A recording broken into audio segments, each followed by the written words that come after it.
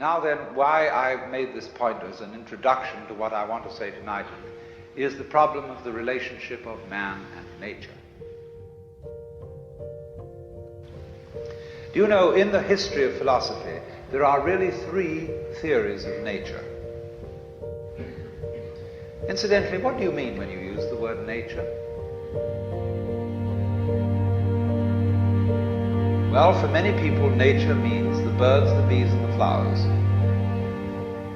It means everything that is not artificial. We build houses. Is there any difference between a human house and a wasp's nest? Or a bird's nest?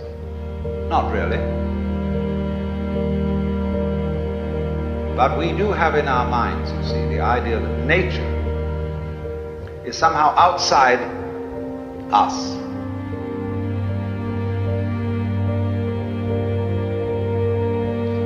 We have been brought up to experience ourselves as isolated centers of awareness and action,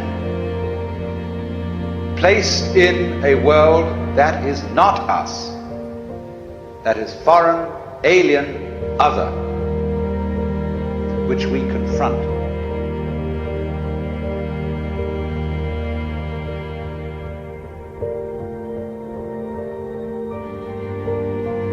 You are something the whole universe is doing in the same way that a wave is something that the whole ocean is doing. This is not what you might call a fatalistic or deterministic idea. You see, you might be a fatalist if you think that you are a sort of puppet which life pushes around. And so we are ignorant of, we ignore, it doesn't come within the scope of our attention, how it is that we manage to be conscious.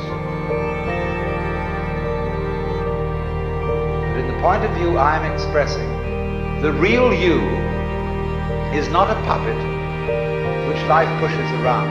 The real deep down you is the whole universe. And it's doing.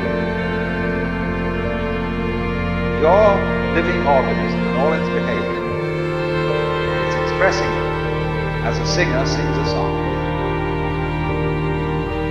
Because you see, underneath the superficial self, which pays attention to this and that, there is another self, more really us than I. And if you become aware of that unknown self, the more you become aware of it, the more you realize that it is inseparably connected with everything else that there is.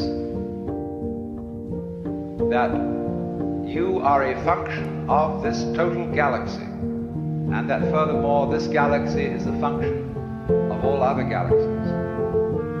And that vast thing that you see far off with telescopes, and you look and look and look, one day you're going to wake up and say, why, that's me.